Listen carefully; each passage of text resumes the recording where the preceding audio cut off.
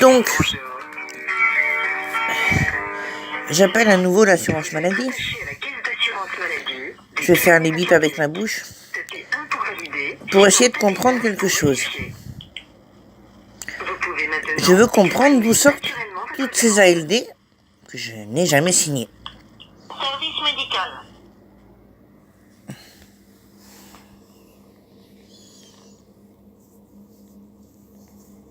Merci de patienter si vous souhaitez être mis en relation avec un conseiller. Pour en savoir plus sur le traitement de vos données personnelles, tapez sur la touche 1. Dans le cadre du suivi de notre qualité de service, et sauf indication contraire de votre part, nous vous informons que cette communication est susceptible d'être enregistrée. Si vous ne le... Et moi aussi, je les enregistre dans le cadre de l'amélioration de leur service. Et vous allez voir, leur service, ça c'est absolument extraordinaire. La nana, elle me dit, sans douter de rien, hein, c'est le service médical, hein, c'est des médecins conseils, des gens qui sont payés à 6 000 balles par mois, que n'importe quel médecin, même sans me voir, puisque d'après eux, la première ALD aurait été faite par un professionnel de la médecine qui ne m'aurait jamais eu comme cliente et qui ne dépendait pas de la CPM de Bayonne en 2001. Donc n'importe quel professionnel peut vous coller une ALD invalidante, même sans vous voir. Ne souhaitez pas, appuyez maintenant sur la touche 7 de votre téléphone. Merci de votre compréhension. Merci de patienter si vous souhaitez être mis en relation avec un conseiller. Afin d'optimiser le temps d'attente, merci de vous munir de votre numéro de sécurité sociale. Si vous souhaitez accéder à des données personnelles, le numéro figurant sur votre carte vitale pourra vous être également demandé. À force, maintenant, je crois qu'ils reconnaissent ma voix. Moi, je sais aussi qu'ils me parlent.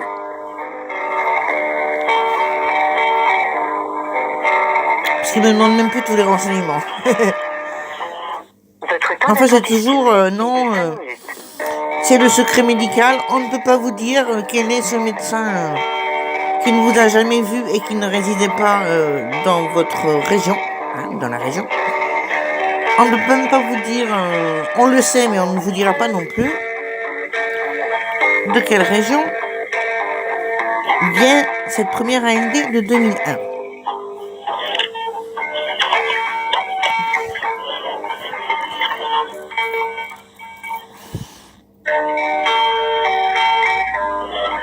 Non, je sais plus. On va baisser un peu.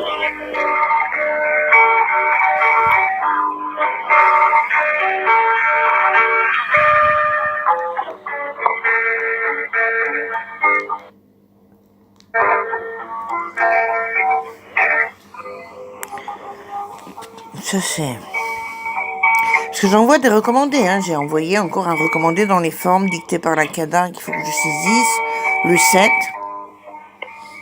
pour obtenir l'intégralité de mon dossier médical, depuis, sur les 20 ans précédant la demande initiale qui date de 2013, j'ai reçu une feuille de papier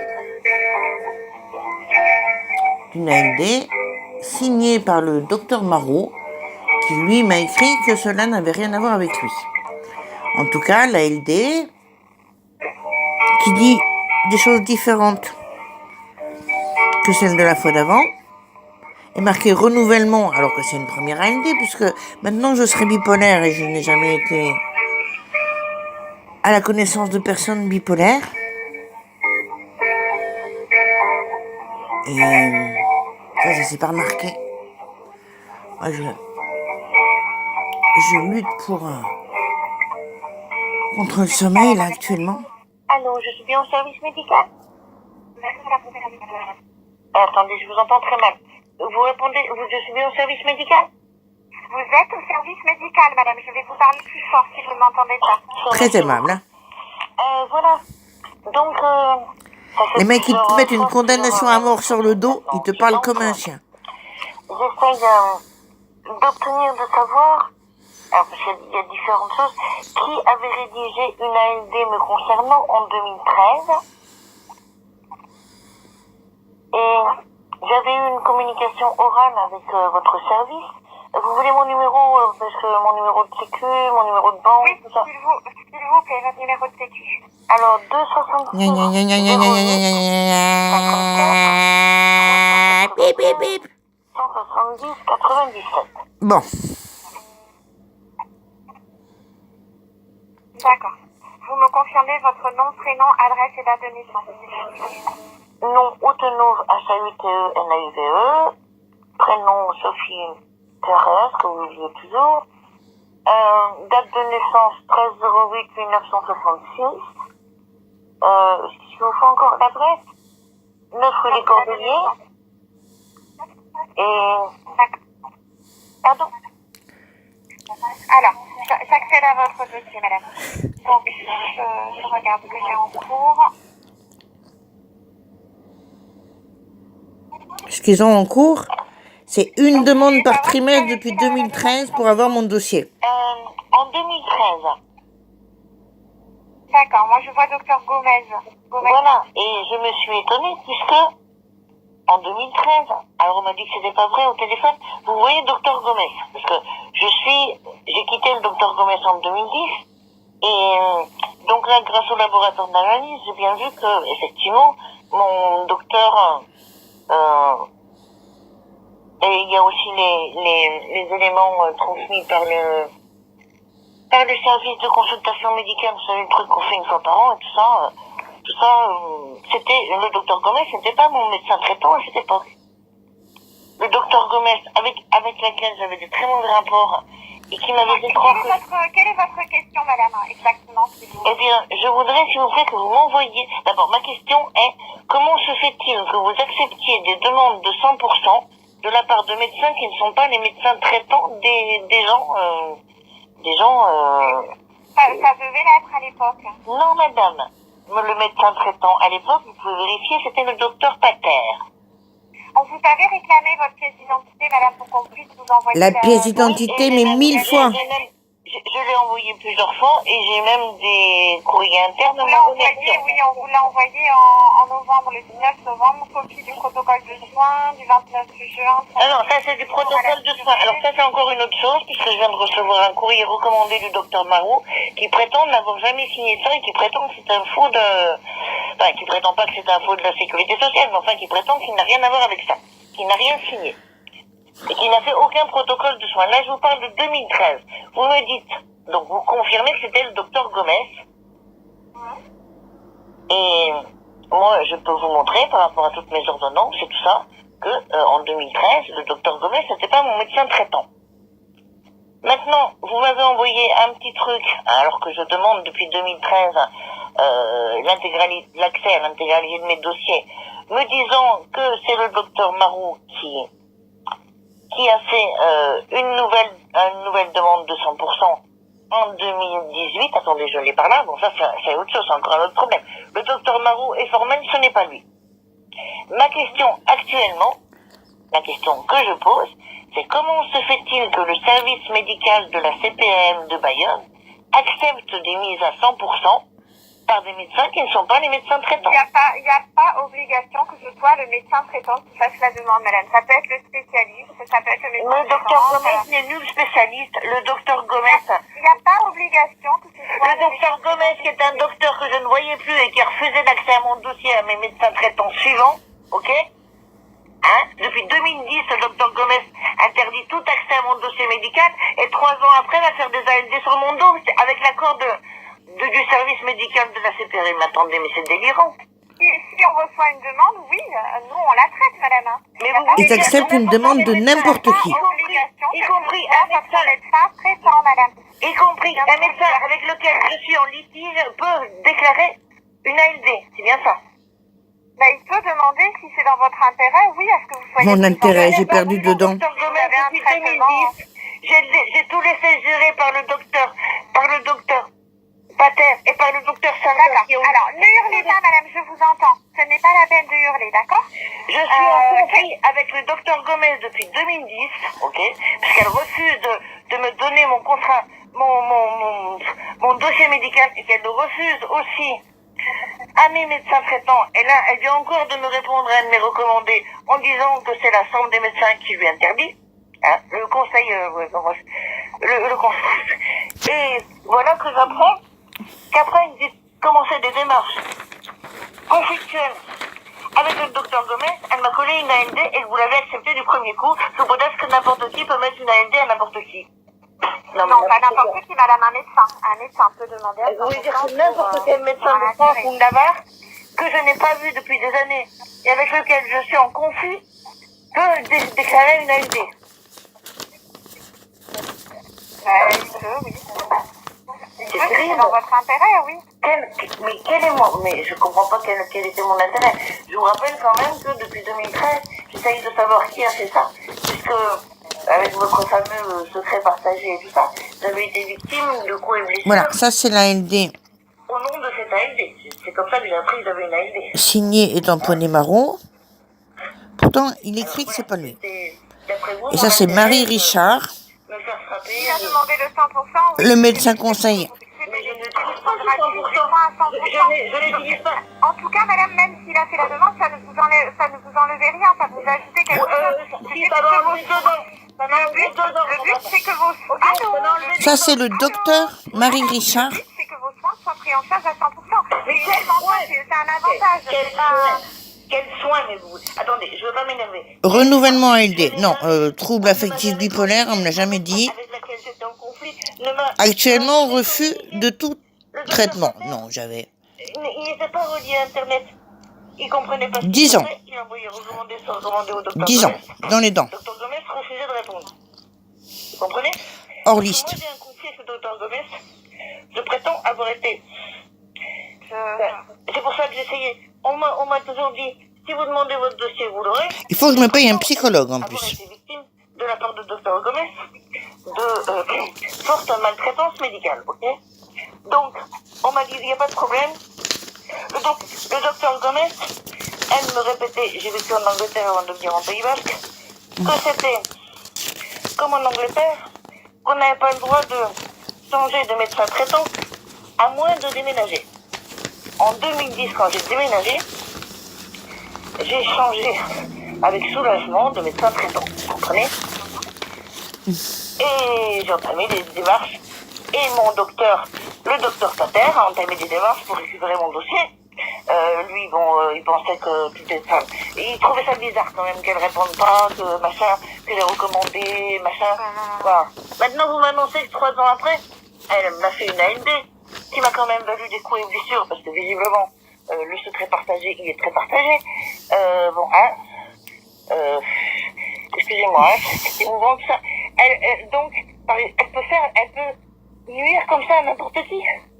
Elle peut... C'est pas dire, madame, si elle a fait une demande, je vous dis, c'est dans votre intérêt, c'est pour que vous Mais dans mon intérêt, c'était pas mon médecin. C'était pas mon médecin. Et j'essayais déjà de la traîner au tribunal. Quel intérêt? Mais quel intérêt? Quel intérêt? Ça faisait 3 ans que je l'avais pas vu. Écoutez, là, madame, moi, j'ai pas la réponse à votre question. Là, je ne sais pas pourquoi votre médecin a fait la demande. Là, je pourrais pas vous répondre à cette question. Ce n'était pas mon médecin. C'était un médecin envers lequel j'étais en conflit et nous ne communiquions que par recommandé avec accusé de réception, ok? Comme maintenant. Donc, vous me dites, n'importe quel médecin dans n'importe quelle partie de France, puisque j'habitais plus non plus Bayonne, hein, peut déclarer qu'une personne qui essaye de récupérer son peut demander pour son patient à ce qu'il soit pris. Ah non, je n'étais pas la patiente du docteur Gomez, c'était la personne qui essayait de la traîner au tribunal, ok? Hein, c'est autre chose. Et je vous dis, moi, cette histoire, ça m'a rien coûté, ça m'a coûté 2 dents. Vous vous dites que ça m'a rien coûté? Les coups et blessures, les insultes psychophobes, tout ça.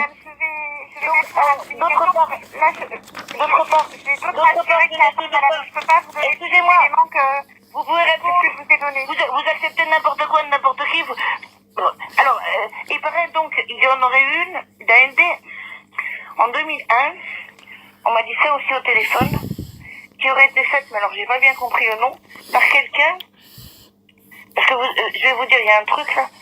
Il y a un truc qui est lié à des histoires d'héritage. Chaque fois que je bataille avec ma famille pour avoir une part d'héritage, il y a l'air d'avoir des ALD qui se déclarent.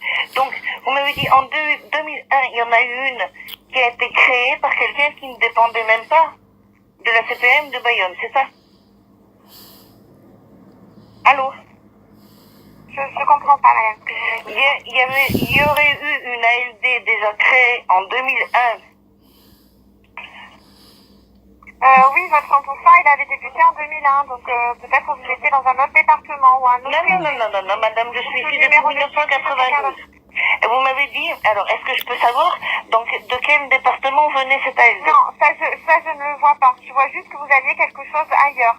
Juste des dates, que vous aviez un 100% qu'on est 2001, mais c'est pas d'autres éléments. Je n'avais aucun 100% ailleurs, du moins je n'étais pas au courant. Je suis arrivée ici en 92 et je n'ai jamais vu de médecin dans d'autres régions, ok? Enfin, si, j'ai vu des... Là, je me suis mal exprimée. Hein. En fait, j'ai vu des médecins au repas de famille la dernière fois en 99. Je suis bayonnaise, je suis vrai médecin bayonnais, ok? Et, Bon, madame, vous avez d'autres questions à me poser là au oui, service alors, médical, parce que j'ai d'autres personnes qui attendent. par rapport aux affirmations écrites envoyées par recommandé du docteur Marou, qui n'a jamais signé cette demande de protocole de soins datant de 2018, août 2018. Qu'en pensez-vous?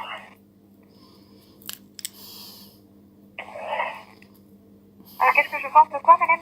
Le docteur Marou, Les mecs, Oui. donc vous m'avez envoyé un depuis morceau de 2013, papier ils savent que qui comprend une je page demande à sur un supprimer les protocole de ALD. soins, qui est quand même signé, ça se voit, docteur Marou. Mais le docteur Marou, que j'avais déjà interrogé plusieurs fois, qui a toujours été fidèle dans ses réponses, m'affirme que cela n'a rien à voir avec lui et qu'il n'a rien envoyé. M'affirme par écrit.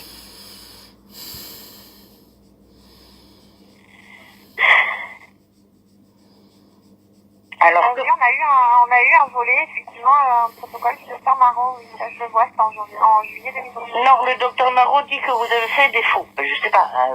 Je ne suis pas là pour juger puisque vous refusez de me donner l'intégralité du truc. Le docteur Marot écrit en lettre recommandée que ça n'a rien à voir avec lui. Voilà.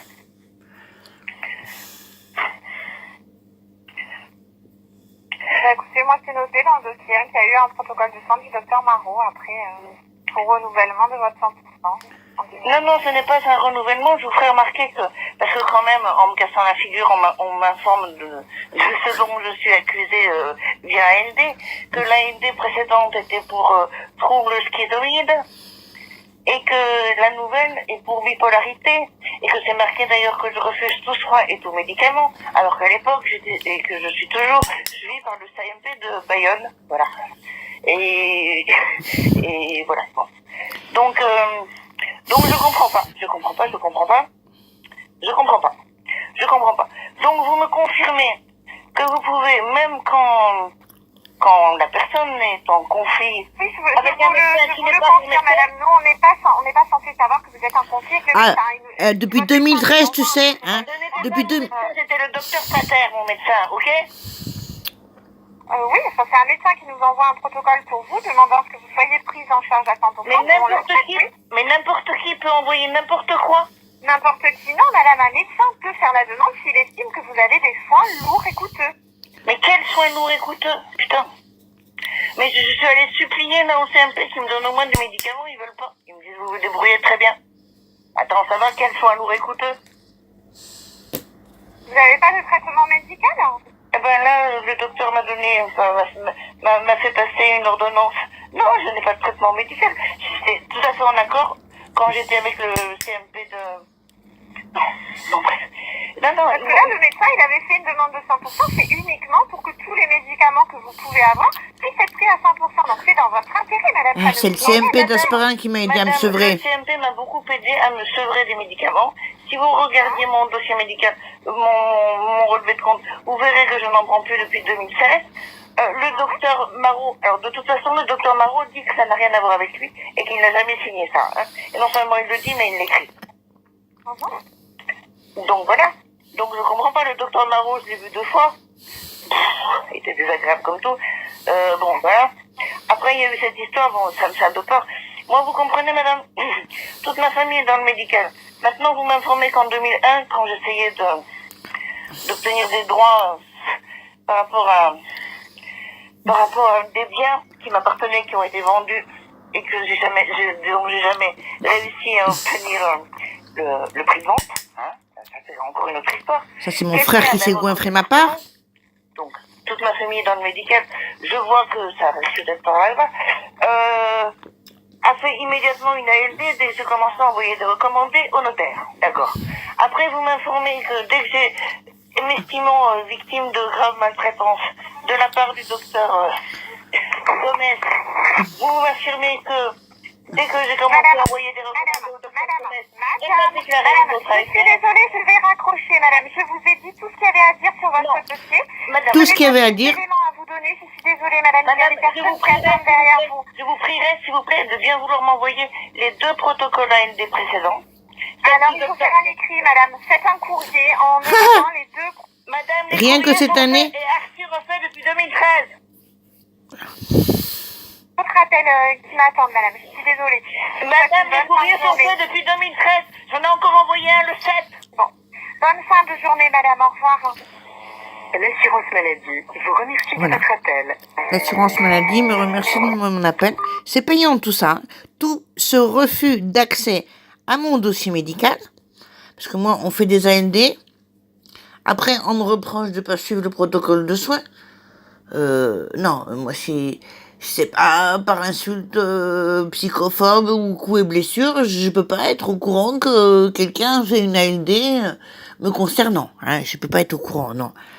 Donc, récapitulons. Donc, en 2001, une ALD a été faite par un médecin qui n'était pas dans mon département et même, m'avait-on dit, même pas en Aquitaine du tout. Donc, et la fille est formelle. N'importe quel médecin de n'importe quelle région de France qui a besoin de régler un compte, régler ses comptes avec une personne, peut écrire à la CPAM de cette personne en collant une ALD au patient.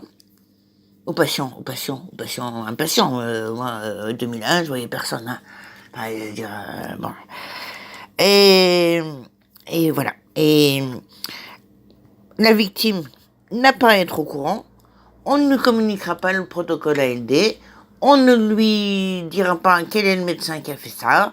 Et parce que j'ai aussi d'autres discussions, on m'expliquait que c'était le secret médical, que le secret médical s'opposait au patient pour que le patient n'avait pas le droit de récupérer son dossier, mais que c'était tout à fait normal. Mais le mec, je le fais répéter, je lui dis, vous trouvez ça normal que vous communiquiez mon dossier à ma famille et à moi non? Alors le docteur Pugno, il me dit oui, tout à fait, c'est ça, c'est le secret médical.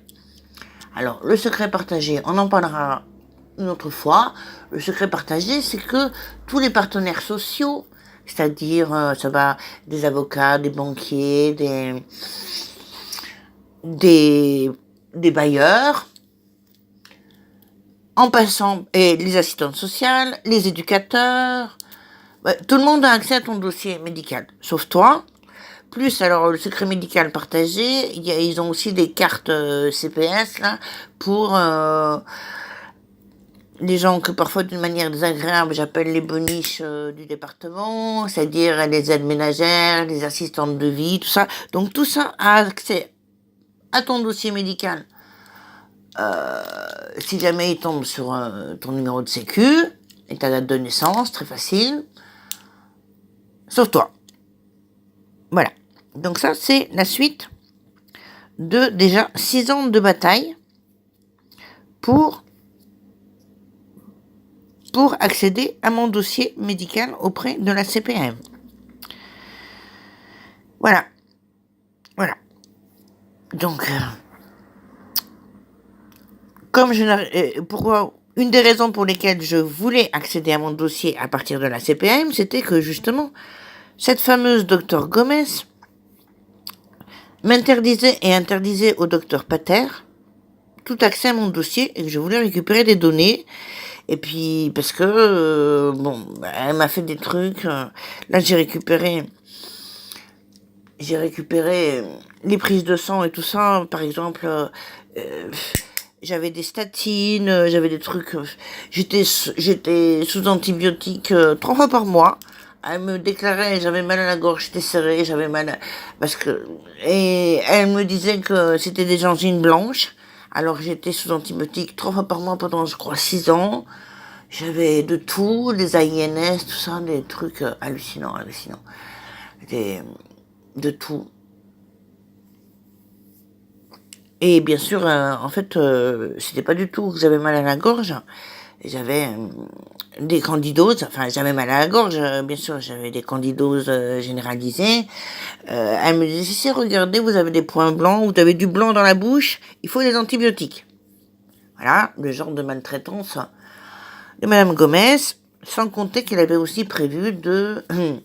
Elle trouvait que j'avais souvent mal au ventre, donc sans m'avoir fait aucune radio, ni aucun examen, aucune coloscopie, ni rien, elle avait décidé que mon côlon s'était rallongé, qu'il fallait le raccourcir. Et toujours sans aucun examen, elle avait pris rendez-vous pour que donc on me raccourcisse le côlon et aussi qu'on me supprime le haut de l'estomac pour m'éviter un cancer. Puisque d'après elle, qui m'avait toujours refusé, parce que je lui avais souvent demandé, toujours refusé aucun examen, parce que ça coûterait trop cher à la sécurité sociale, mais ça coûtait pas trop cher à la sécurité sociale de me supprimer l'estomac. J'avais dit d'accord pour le côlon qui avait rallongé, d'après elle.